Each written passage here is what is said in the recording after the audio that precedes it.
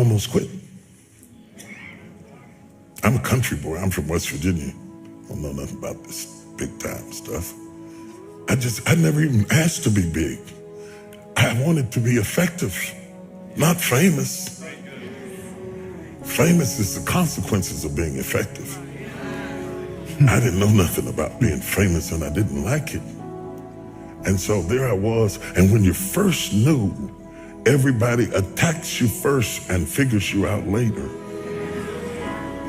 And the first time I was in the Washington Post, the article was so vicious it made me nauseous.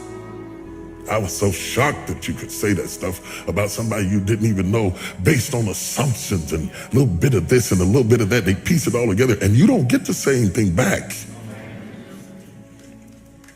So I decided I don't want this.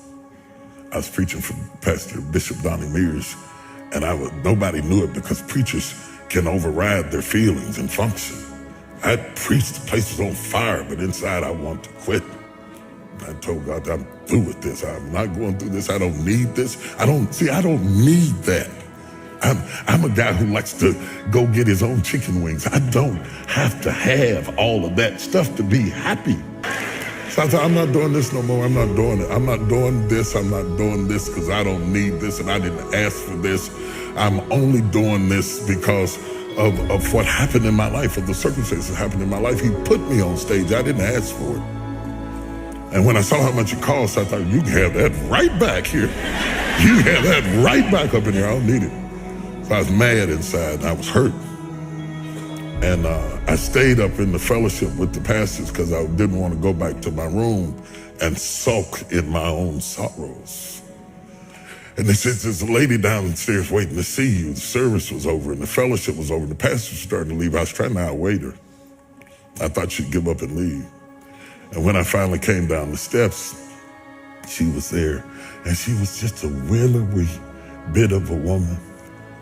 And she said, Bishop Jakes, she said, I've been in the hospital. She said, I was pregnant in my fallopian tubes, and the baby died in my tubes, and I was carrying around a dead baby, and the toxicity from the baby almost killed me. And she said, the only thing that kept me alive was hearing you preach. She said, if you hadn't been preaching to me every day, I swear I would have died. And then she looked at me and she said, it's for us. It's not for them. It's for us. It hit me so hard.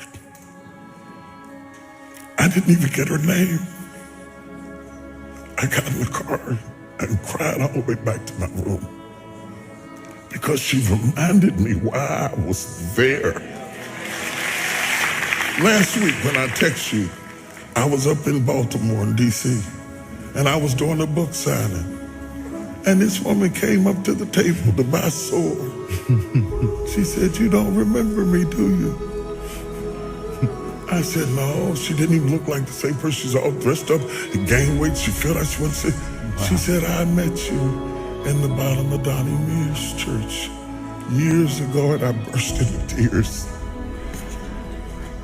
I lost it. I stopped the signing, and I jumped up and hugged her. If it were not for that woman,